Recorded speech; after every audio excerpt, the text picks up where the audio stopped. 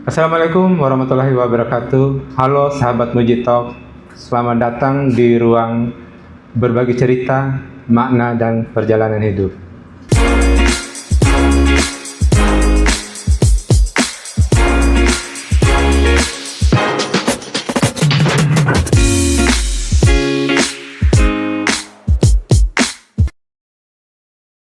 Sahabat Muji, Ramadan menjadi kesempatan emas khususnya bagi kita sebagai orang tua untuk menanamkan nilai iman, sabar, berbagi, dan kebersamaan kepada anak-anak tercinta.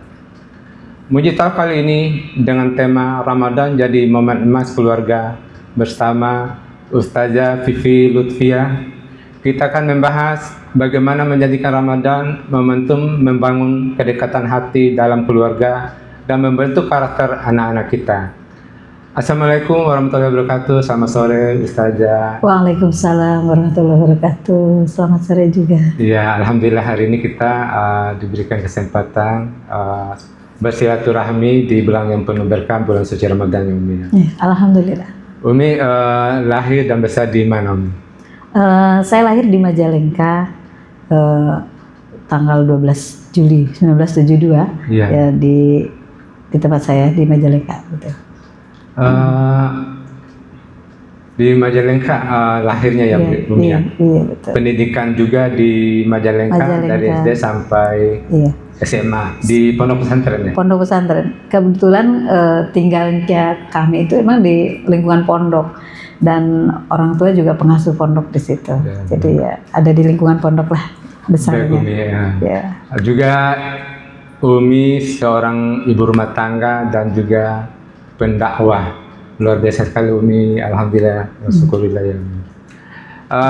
Pendidikan tadi di pondok pesantren, itu maksud pondok pesantren itu Umi atas saya dari kecil tuh cita-cita mau masuk pesantren, apa dari keinginan sendiri, kemauan sendiri, cita-cita sendiri, atau dari orang tua ini anak saya ini harus masuk pesantren nih, apalagi anak cewek. Itu dalam keluarga anaknya anak keberapa Umi? Kalau di keluarga saya anak pertama. Anak pertama. Anak pertama di keluarga. Kebetulan anak pertama, kemudian juga saya pondok pesantren itu bukan atas kayak misalnya didorong atau bagaimana seperti apa. Awalnya bermula karena memang saya tinggal di lingkungan itu. Oh, lingkungan jadi keluarga.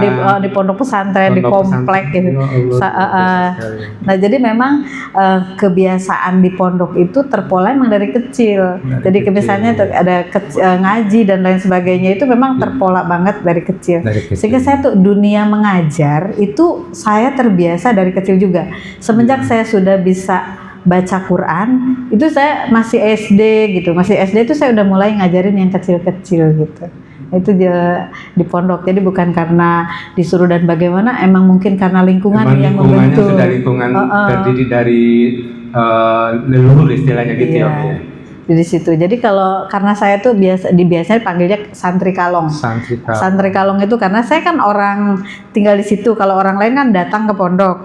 Saya kan ada di lingkungan situ. Jadi ketika misalnya mau mulai pengajian, nah itu guru saya atau teman-teman tuh udah manggilin, ayo katanya Vi kita ngaji gitu kan gitu. Udah mulai mau pengajian ya, oke. Saya di rumah tuh pasti kalau udah ada kelas pengajiannya atau baca kitab atau apa itu saya yang dipanggilin gitu kan. Jadi saya yang datang, atau kalau udah ada jamnya pasti ya udah pasti kita udah siap duluan gitu. Iya.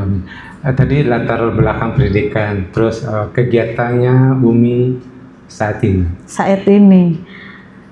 Alhamdulillah saat ini kegiatan saya selain ibu rumah tangga ya, saya belajar dan mengajar. Belajar dan mengajar. Jadi kalau saya tidak belajar ya saya mengajar. Kalau tidak mengajar saya belajar gitu ya. Jadi itulah kegiatan sehari-harinya, dan itu di beberapa tempat di sekitar Cikupa dan Panongan gitu ya, sampai ke Pasar Kemis gitu. Iya. Itu Umi kan seorang ibu, seorang mengurus keluarga, belum lagi nanti ada jadwal dakwah atau ngisi pengajian di majelis taklim. Itu gimana ya Umi cara ngatur waktunya antara keluarga dengan pendakwah itu Umi? malah saya lihatnya berkah ya. Makin sibuk, makin bisa memanage waktu. Gitu, memanage waktu, kapan misalnya kita waktu bebenah, kapan kita waktu istirahat, kapan kita waktu belajar.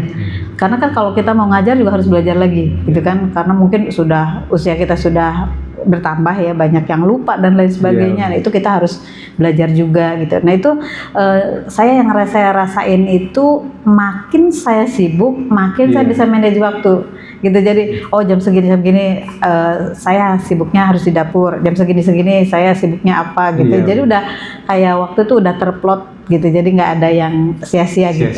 Saya kan kayak saya udah dikasih hidayah atau dikasih spesial sama Allah Subhanahu Wa Taala untuk mengurus keluarga dan juga sebagai seorang pendakwah, ceramah, mengisi acara di mana-mana ya. Alhamdulillah sih, merasa diberkahi aja sama Allah Subhanahu Wa Taala, karena saya ngelihat kalau saya nggak disibukkan dengan hal yang bermanfaat, pasti saya sibuk dengan hal yang maksiat gitu. Jadi ini adalah yang seperti disampaikan para alim ulama ya, bahwa manusia tuh hanya ada dalam dua keadaan. Kalau tidak dia disibukkan dengan ketaatan, pasti dia disibukkan dengan kemaksiatan. Jadi ya alhamdulillah, walaupun kelihatannya seperti sibuk ya.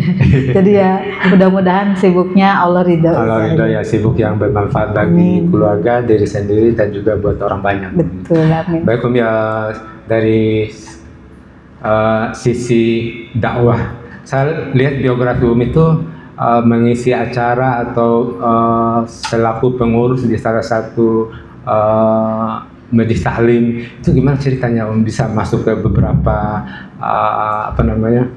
Umi selalu sebagai seksi dakwah muslimah, sebagai pembina, sebagai penasehat. Gimana ceritanya Umi dari awal hingga akhirnya Umi dipilih menjadi berapa di majelis taklim itu terpilih sebagai pembina dan penasehat? Pasti saya ngelihatnya bahwa Allah itu adalah sebaik-baik skenario ya. Dari awal itu saya sekolah itu sudah terjun di organisasi. Jadi di OSIS, entah di pramukanya ya, di Ambalan kalau dulu bahasanya. Berarti sama kita. Oh gitu ya. Nah jadi kefahaman kita tentang organisasi, kemudian zaman saya kerja, itu zaman saya kerja dulu juga, saya juga bikin perkumpulan antar perusahaan. Jadi di situ tuh kebetulan ada temen dia dosen gitu di UNIS, nah dia itu membimbing saya. Kayak gini, dia seperti mengetahui bakat-bakat yang tersimpan di saya. Jadi benar-benar diarahin sama dia sampai ada beberapa PT waktu itu kita bersatu setiap hari kita ngadain pengajian bareng gitu. Dan itu saya termasuk salah satu pengurusnya. Jadi saya rasa mungkin orang-orang itu memilih itu karena kita mungkin lebih paham ya. Kemudian juga alhamdulillah di tempat kerjaan juga sekitar 14.000 orang itu saya masuk di DKM-nya. Di DKM-nya kemudian saya juga sebagai pengurus di keputrian. Jadi membawahi keputrian dan alhamdulillah di sana itu kegiatannya aktif juga gitu. Dan selama saya yang bimbing itu alhamdulillah gitu, kita bisa kerjasama dengan mana, kemudian juga bisa komunikasi dengan HRD dengan lain tuh lancar gitu. Jadi banyak yang support banyak yang support gitu. Dan kadang-kadang mungkin kita ada kelebihan lain. Saya juga di luaran aktif juga dengan universitas tertentu gitu kan. Jadi saya kemana-mana lah gitu, kemana-mana. Dari situ mungkin Allah tuh ngasih ya, karena ilmu yang kayaknya yang paling luar biasa itu menurut saya itu adalah ilmu di lapangan, gitu kan? Ilmu di lapangan, di situ kita punya banyak ilmu yang nggak kita dapetin di perguruan tinggi gitu kalau menurut saya. Umi, tadi kita sudah berbicara terkait pengalaman atau seperti yang Umi di salah satu majelis taklim ya Umi. Sekarang Mujid pengen tanya, apa sih makna Ramadan dalam konteks keluarga? Oke, Ramadan dalam konteks keluarga ya, bagi saya di rumah gitu ya, Ramadan itu adalah tarbiyah gitu. Ramadan itu adalah pendidikan pendidikan rohani gitu kan. Di situ spiritual kita tuh makin terasa gitu kan, makin terasa, makin terbangkitkan terbangkitkan dengan banyaknya upaya-upaya kita mendekatkan diri kita kepada Allah Subhanahu wa taala ya, dan juga sarana kita buat saling mendekatkan hubungan antar keluarga. Jadi kita tuh biasanya di Ramadan tuh ada masak bareng gitu kan, ada menata bareng, itu banyak waktu lah buat kita. Makanan sudah tersedia, ya kita tuh kayak bercanda, ngobrol, padahal baca doa bareng-bareng gitu kan. Itu jadi benar-benar momen meningkatkan spiritual, momen untuk bisa meningkatkan hubungan kehangatan keluarga. Serta momen teamwork ya. Jadi kita benar-benar bagi job gitu di situ tuh, belajar membagi job, siapa bagian apa itu semua tuh di Ramadan tuh makin tertata gitu. Selain dari beribadah 5 kali sehari semalam tuh yang mendekatkan diri itu seperti apa sih Umi? Selain dari beribadah? Mendekatkan diri pada Allah di sini kan kita ada banyak ya, selain tilawah gitu kan, sholat bareng itu adalah yang sering kita lakukan. Tilawah juga kadang tilawah bareng, terus kadang ada juga upaya kita itu kayak lomba. Kalau anak saya sekarang kan udah besar ya, jadi kita itu kayak lomba selesai lomba khatam gitu, khatam Quran gitu. Itu jadi semua tuh berlomba sekarang itu. Jadi itu ngerasanya dan makin terasa gitu rohaninya kita itu, karena kita tuh membiasakan sehari-harinya itu ya tadi dengan mendekatkan diri kepada Allah Subhanahu wa taala. Baik Umi. Terus mendekatkan diri kepada Allah. Terus gimana caranya menjelaskan kepada anak makna Ramadan yang sebenarnya pada anak kita? Karena anak saya sekarang sudah besar ya. Umur berapa? Semuanya udah lulus SMA ya, jadi sudah paham. Saya lebih mudah gitu kan. Lebih mudah lagi, yaitu tadi kalau sekarang itu hanya kita tuh karena sudah paham tentang esensialnya daripada Ramadan, yang ada kita tuh berlomba fasabiqul khairat gitu. Lain ketika anak-anak masih kecil gitu kan. Jadi memberikan pemahaman Ramadan itu tentu berbeda dengan ketika sudah dewasa seperti ini. Perjalanan dari keluarga besar Umi, dari leluhur itu kan dari lingkungan orang sudah mendalami ilmu agama ya Umi. Jadi cara mendidik anak itu tidak mulai dari nol, jadi udah ke bawah dari keluarga tuh, dari betul. Jadi memang faktor keluarga, habit ya, kebiasaan dari keluarga itu sangat mendukung. Jadi anak tuh terbentuk seperti apa gitu kan, ya memang orang tua yang dilihat gitu kan. Benar. Orang tuanya seperti apa, mereka nggak banyak kata juga melihat gitu bagaimana perbuatan orang tuanya. Jadi tidak terlalu sulit ya, alhamdulillah gitu untuk mengajarkannya. Baik Umi, peran orang tua, apalagi mungkin seorang ibu, peran orang tua dalam mendidik anak tuh saat Ramadan apa aja sih? Ya peran orang tua udah pasti ya sebagai leader bagi anak-anak kan ya, membimbing anak-anak, mengarahkan anak-anak sebagai support sistemnya bagi mereka gitu ya. Jadi ketika mereka low gitu kan, mereka misalnya rendah atau misalnya agak down gitu ya untuk ibadah, ya tentu kita orang tua itu saling mensupport gitu kan, mensupport. Jadi biasanya kenapa nih gitu kan, karena udah gede ya, jadi kita kayak bercandaan gitu kan. Kalau misalnya ada yang ketinggalan, nih kenapa nih kalah nih gitu, ayo balapan gitu. Jadi udah nyarinya tuh lebih mudah gitu kan. Ya Umi, kita bicara peran orang tua. Kapan sih waktu yang tepat untuk mengenalkan puasa kepada anak-anak? Mengenalkan puasa tuh kalau secara syariat ya pastinya kita Rasulullah tuh menyampaikan bahwa usia balik itu adalah kewajiban secara syariat. Tapi kalau mengenalkan puasa gitu ya, itu tentu sedini mungkin. Bahkan saya dulu tuh belajarnya dari semenjak zaman kandungan. gitu ya. Iya, Sudah terjadi pengenalan atau tarbiyatul aulad ya, yang Imam Ali menyatakan itu tarbiyatul aulad itu sudah terbentuk semenjak di dalam kandungan. Dan ketika sudah lahir gitu ya, usia 0 sampai 1 tahun sampai 2 tahun itu sudah terjadi pemahaman atau pengarahan pendidikan untuk Ramadan. Jadi dari sekecil mungkin, dan ketika ya kecil ya saya ngajarinnya anak-anak tuh ya jangan makan dan minum gitu ya awalnya. Tentu tahapan kan ya. Kalau tahapan awal kita hanya mengajarkan mereka tidak makan dan minum di luar gitu kan. Kalau masih suka makan di luar, makannya di dalam. Berikutnya naik lagi ya mereka makan dan minum waktunya makin ditenggangkan gitu kan. Ada yang misalnya ada yang awalnya 3 jam, 5 jam gitu sampai akhirnya bisa full gitu ya. Ya alhamdulillah kalau tidak salah anak saya tuh yang pertama tuh TK sudah bisa full. Gitu TK, Yang satunya SD kelas 1 alhamdulillah full gitu. Anak Umi TK sudah puasa ya. Pas saya dulu SMA tuh masih Bu mau setengah hari. Gitu. Luar biasa sekali Umi ya. Gimana cara melatih anak untuk belajar berpuasa, caranya Umi? Biar anak tuh, kadang anak tuh lihat puasa sahur, kadang dibangunin susah. Caranya biar belajar puasa atau sahur biar besok puasa tuh caranya. Ini kan sangat berpengaruh juga terhadap lingkungan ya.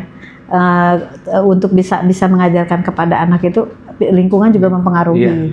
Kalau misalnya dari lingkungan dia sudah memahami, oh ini puasa gitu kan ya, nanti kita sampaikan ke anak, nih malam ini kita harus bangun sahur. Kenapa? Karena besok pagi kan puasa gitu kan. Jadi ini kalau untuk ke anak-anak ya lebih kayak kita tuh merayu, mengajarkannya itu kayak kemudian memberikan hadiah-hadiah gitu kan. Oh yuk besok kalau puasa dikasih apa yang dia mau. Nah, itu awal sih, kalau awal-awal ya seperti itu ya, gitu kasih penyemangat lah buat anak-anak.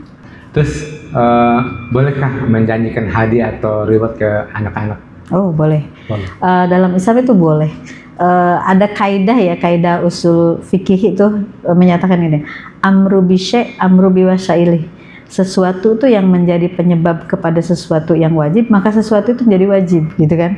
Yang wajib itu kan kita puasanya nih gitu ya. Yang wajib itu kita anak ini berpuasa agar mendapatkan ridha Allah, pahala dari Allah gitu kan. Maka kalau itu menjadi jalan agar anak itu mampu berpuasa, itu menjadi boleh gitu. Jadi maka tadi reward buat anak-anak untuk menjadi tahap awal itu diperkenankan agar dia bisa sampai kepada tahap puasa yang baiknya gitu. Setelah bisa puasa yang benar, baru kita reward itu kita hilangkan. Ya untuk pengalaman pribadi saya kan, saya mendidik anak tuh kadang, ayo kamu rajin sholat, nanti ayah mau ngasih ini, itu, terus kata ibunya, ayah nggak boleh, gitu nanti anaknya apa-apa dikasih hadiah dulu baru dia mau gitu, nggak boleh. Itu seperti apa Om? Iya, itu ada tahapannya pastinya. Jadi kalau misalnya memang usianya masih kecil gitu, balita gitu kan, atau usia SD 1 sampai kelas 3 yang mereka itu memang masih agak berat gitu ya untuk melakukan puasa, itu is okay gitu kan. Itu nggak apa-apa, malah semangatin dia. Nah, berikutnya adalah target kita mengajarkan kepada anak kita puasa itu bukan untuk reward gitu, tapi untuk Allah. Untuk Allah, untuk diri sendiri. Iya, nah itu bagian lah. Jadi sambil berproses, nanti insya Allah itunya dijalanin sampai terus dikasih tahu, dikasih pemahaman ya dengan sendirinya. Akhirnya tidak menjadi target. Saya sendiri begitu soalnya. Iya. Jika anak mengeluh, aduh lapar, ingin membatalkan puasa, gimana cara menyikapinya? Kalau yang masih kecil ya, itu juga pernah tuh pengalaman di anak-anak saya. Biasanya kalau dia lapar, saya suka ajakin tidur dulu, nanti laparnya hilang gitu kan. Atau biasanya bukan lapar sih, yang lebih banyak tuh haus ya. Haus. Kalau anak saya dulu yang pertama itu kalau haus itu dia suka buka kulkas. Buka kulkas tuh dia masukin badannya gitu kan, tertutup lagi gitu. Jadi kita biarin aja gitu kan, kayak gitu, karena bagi dia itu adalah bagaimana menahan haus haus dan laparnya. Nah terus ada cara kayak gitu, kemudian juga mengalihkan dengan cara bermain. Nah itu main itu, atau kita misalnya ngajak main dia, dianya bermain atau kita ngajak main dia, itu dia akan lupa tuh biasanya dengan lapar dan hausnya gitu. Bumi, tadi kita sudah cara menyikapi anak jika merasa lapar dan ingin membatalkan puasa ya. Sekarang aktivitas apa saja yang bisa dilakukan keluarga agar Ramadan lebih bermakna dan istilahnya seru ya di rumah sama anak tuh, biar nggak ada anak tuh puasanya itu seakan-akan terpaksa gitu. Aktivitas yang biasa kita lakukan di Ramadan itu dan memang kayaknya selalu menjadi akhirnya tuh ngerasa ada yang lebih gitu kan. Itu biasanya kita memang tadi tuh ada teamwork di dalam keluarga. Biasanya anak yang pertama misalnya dia tuh bikin es buah gitu kan, anak yang kedua itu bikin gorengan gitu kan. Itu kayak semua tuh ngerasain punya job masing-masing. Kalau udah tuh kayak ngerasa puas gitu kan, bahagia, udah menatanya udah berhasil, itu bikin senang sih di keluarga itu. Jadi bikin suasana itu lebih terasa lebih nyaman dan lebih enak gitu kan. Karena semuanya tuh tadi kayak punya job masing-masing, punya targetnya sendiri-sendiri, mau apa itu. Kayak komunikasi juga lebih lancar sih ya, karena banyak waktu buat berkumpulnya. Terus kayak misalnya waktu misalnya kita lagi nunggu waktu buka nih gitu kan, ya kita ada waktu senggang itu buat ngobrol-ngobrol ngobrol-ngobrol gitu kan, apa yang jadi permasalahan anak, apa dari permasalahan kita, kadang-kadang kita obrolin atau ngobrol-ngobrol ringan gitu kan. Itu jadi terasa lebih nyaman, lebih seru di rumah itu lebih. Jadi membangun suasana Ramadan lebih khusus di rumah gimana tuh? Kalau membangun suasana Ramadan di rumah lebih khusus itu kita punya komitmen. Saya biasanya dengan anak-anak itu kalau mau masuk Ramadan, kita kumpul nih, kita komitmen yuk gitu kan, ini mau Ramadan. Kita harus berusaha meningkatkan ibadah kita, mendekatkan diri kita kepada Allahnya lebih. Jadi kita bismillahin, jauhin dulu HP-nya, jangan terlalu banyak megang HP, scroll gitu ya. Nah itu walaupun memang nggak bisa kita hindari, tapi setidaknya itu kita kurangi semuanya. Itu memang dari awal kita udah semua berkomitmen itu. Jadi ketika Ramadan itu yang terjadi itu ya sudah, kalau sudah ada yang banyak sekro saling mengingatkan gitu. Tadi gimana suasana Ramadan lebih khusus. Jadi terus membiasakan sholat berjamaah dan tilawah bersama anak, gimana itu? Itu alhamdulillah karena misalnya tadi kita ada waktu bersama banyak, kemudian sudah paham ya keutamaan. Jadi memang kita targetkan senantiasa sholat itu berjamaah. Selain dari keadaan sholat, misalnya membiasakan sholat berjamaah, kita tuh sambil mengajarkan, misalnya kayak wiridnya apa, kemudian doa-doanya apa gitu kan, itu dilakukan tuh sambil sholat berjamaah. Biasanya kita yang lebih fokus itu adalah ke maghrib, kemudian isya, tarawih sama subuh. Gitu ya. Sama subuh itu kita instan tuh. Kalau zuhur sama asar tentatif ya, kalau saya masih di luar mungkin ya di luar gitu kan, belum tentu bersama, tapi yang lebih itu di waktu-waktu itu sih. Kemudian kalau untuk tilawah itu kita memang tadi kita udah punya target, jadi kayak balapan. Jadi kalau misalnya kayak misalnya anak pertama awal Ramadan lagi dapet gitu kan, otomatis yang lain sudah ngebut. Wah, dia begitu sudah selesai ngebut lagi gitu. Jadi kayak seru-seruan gitu. Lebih seru lah gitu, Masya Allah gitu. Mudah-mudahan aja jadi amal soleh yang mendekatkan kepada Allah. Terus agar anak tetap semangat tarawih meskipun belum kuat lama, masih suka bercanda bermain-main, gimana tuh? Itu buat anak kecil ya? Iya, anak kecil. Buat anak kecil, saya dulu karena ngalamin sendiri ya. Tadi saya nanya, kamu apa yang paling kamu inget dari Umi gitu kan ketika ngajarin kamu? Kata anak saya tadi bilang, aku inget Umi kalau Ramadan selalu ngajak aku ke masjid buat tarawih gitu ya. Walaupun ya cuman beberapa rakaat aja gitu kan. Kalau anak kecil nggak ada yang tahan sampai akhir gitu ya. Mereka tuh pasti hanya beberapa rakaat, dan itu memang nggak saya marahin atau gimana gitu kan. Ini memang anak-anak ya, dengan kadarnya anak-anak gitu kan. Ya is okay. Kemudian dia bercanda, bermain juga, itu ya paling kita kasih tahu. Tapi kasih tahu-taunya saya tidak marah-marah di tempat itu, tapi di rumah gitu kan. Kemudian kalau ya kedengeran sangat mengganggu, saya panggil, biasanya itu sih. Umi, sekarang kita bicara terkait karakter Umi. Karakter apa yang paling penting ditanamkan selama Ramadan kepada keluarga, terutama anak?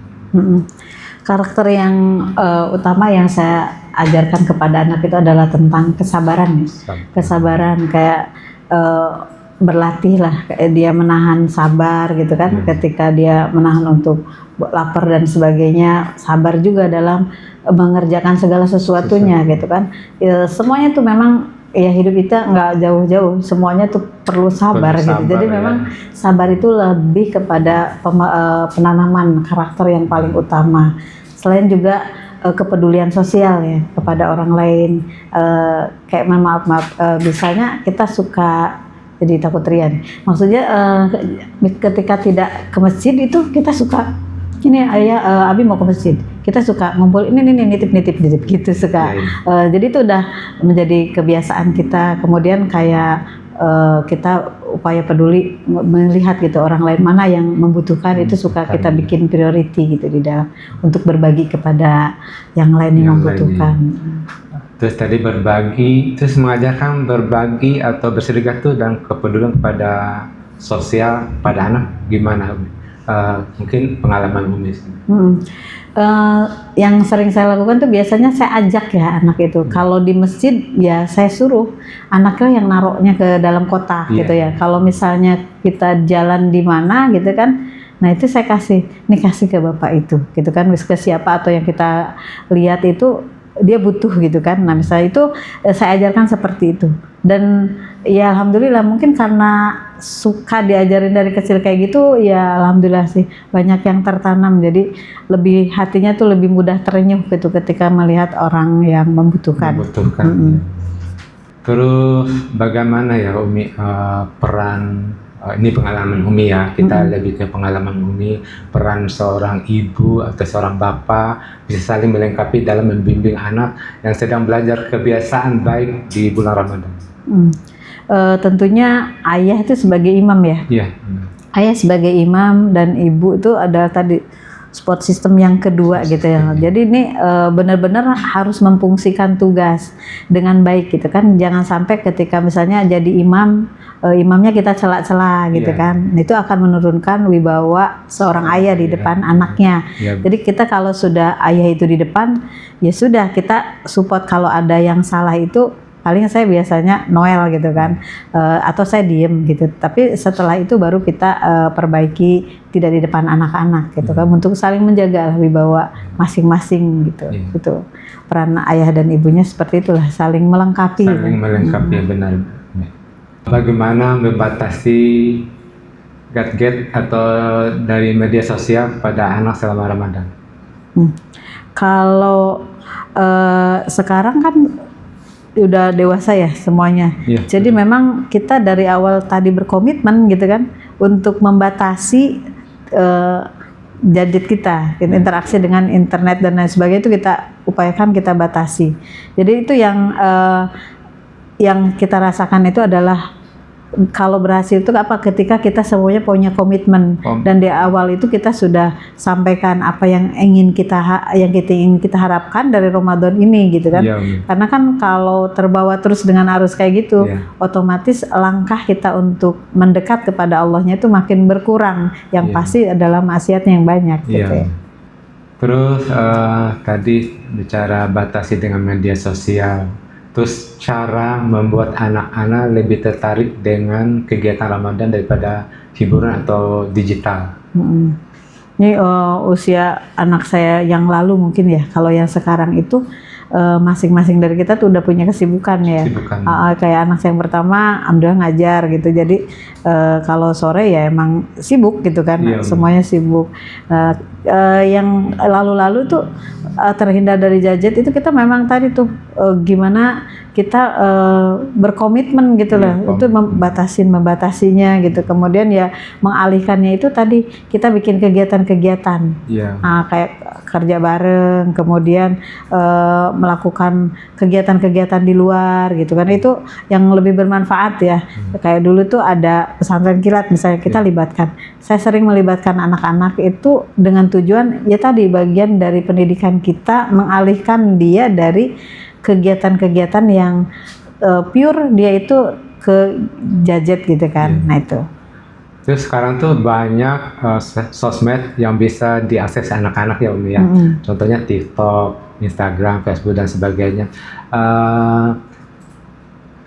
Cara untuk membatasi mereka dengan media-media atau digital itu seperti apa Umi? Iya. Kalau untuk di Ramadan ya alangkah baiknya itu tadi tuh komitmen. Jadi misalnya orang tua dengan anak itu punya komitmen, misalnya diperbolehkan dalam sehari itu berapa jam gitu kan, jamnya kapan. Nah itu harus punya komitmen itu gitu kan. Kalau untuk anak-anak yang masih kecil ya, masih ada apa namanya perlu pengawasan. Nah itu pastinya seperti itu, dan itu harus komitmen semua agar apa? Agar berhasil, karena tidak ada keberhasilan tanpa komitmen gitu kan. Nah itu penting ya yang harus dilakukan. Umi, sekarang kan bulan suci Ramadan, bulan yang penuh berkah, penuh bermakna bagi umat muslim seluruh dunia. Doa-doa apa saja sih yang sebaiknya kita panjatkan di bulan Ramadan? Di dalam Ramadan ya. Ya, doa tentunya semua doa itu yang kita butuhkan itu kita lantunkan dan kita panjatkan pada Allah Subhanahu wa taala. Tapi ada hadis yang disampaikan oleh Aisyah ya, bahwa Rasulullah SAW menyampaikan bahwa khoslan ada dua hal gitu kan. Sebutkan dua hal ini adalah hal yang bisa mendatangkan kepada keridhaan Allah Subhanahu wa taala, dan khoslan itu sangat kita butuhkan sekali gitu ya. Yang khoslan itu yang dua perkara yang bisa mendatangkan kepada keridhaan Allah taala adalah kalimat asyhadu alla ilaha illallah astagfirullah. Itu dua kalimat yang kalau kamu sering ucapkan itu mendatangkan ridhonya dari Allah Subhanahu wa taala. Dan sebutkan dua hal yang doa jangan senantiasa kamu lupakan dan senantiasa harus kamu panjatkan di bulan Ramadan adalah Allahumma innaka afuwun tuhibbul afwa fa'fu anni. Itu doanya. Jadi biasanya di keluarga saya tuh suka pakai nada ya. Pakai nadanya asyhadu alla ilaha illallah astaghfirullah as'alukal jannata wa na'udzubika minan nar gitu. Diulang 3 kali gitu ya.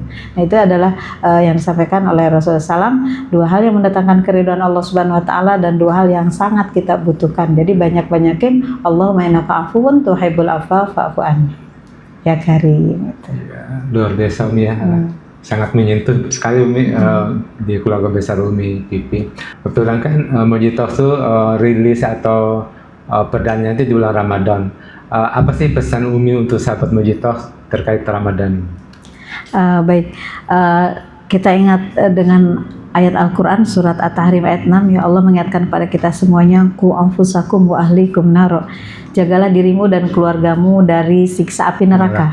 Maka memang Ramadan ini adalah bulan kita terus untuk mendekatkan diri kita kepada Allah, untuk senantiasa taat kepada Allah, yang kita berharap seluruh upaya yang kita lakukan ini menjadikan Allah ridho dan menjauhkan kita dari siksa api neraka. Dan tentunya kita sangat berharap bahwa Allah memasukkan kita ke dalam surganya Allah Subhanahu wa taala. Itu yang lebih ditekankan di sini adalah kalimatku anfusakum, menjaga diri kita. Maka dengan menjaga diri kita itu salah satu penjagaan kita yaitu taat pada Allah, yang Allah sampaikan hafidhu, jagalah kamu menjaga dirimu dengan apa? Yaitu dengan sholat ya. dengan sholat, dengan puasa itu adalah bentuk kita itu menjaga diri kita, menjalin hubungan dengan Allah Subhanahu wa Ta'ala, karena Allah yang maha menjaga. Maka ketika kita menjaga hubungan dengan Allah, Allah yang akan menjaga kita. Selagi kita menjaga hubungan tersebut ya dengan apa yang Allah ridho, maka insya Allah Allah akan jaga kita. Jadi sahabat Moje, teruslah menjaga hubungan dengan Allah Subhanahu wa Ta'ala dengan apapun yang bisa kita lakukan, dan mudah-mudahan Allahnya ridho. Dan seperti sahabat Moje juga motonya yaitu tetap tubuh dan bersinar, yaitu tubuh dan bersinar juga dalam keridhaan Allah Subhanahu wa Ta'ala gitu ya. Masya Allah, luar biasa sekali pembahasan kita kali ini. Semoga Allah memberkahi rumah tangga kita, menjadikan anak kita generasi yang soleh dan soleha, serta menerima setiap amal ibadah kita di bulan yang mulia ini. Terima kasih Ustazah Vivi Lutfia atas ilmunya hari ini. Saya Muja Yusuf, sampai jumpa di Muji Talk berikutnya. Tetap tumbuh dan bersinar. Assalamualaikum warahmatullahi wabarakatuh.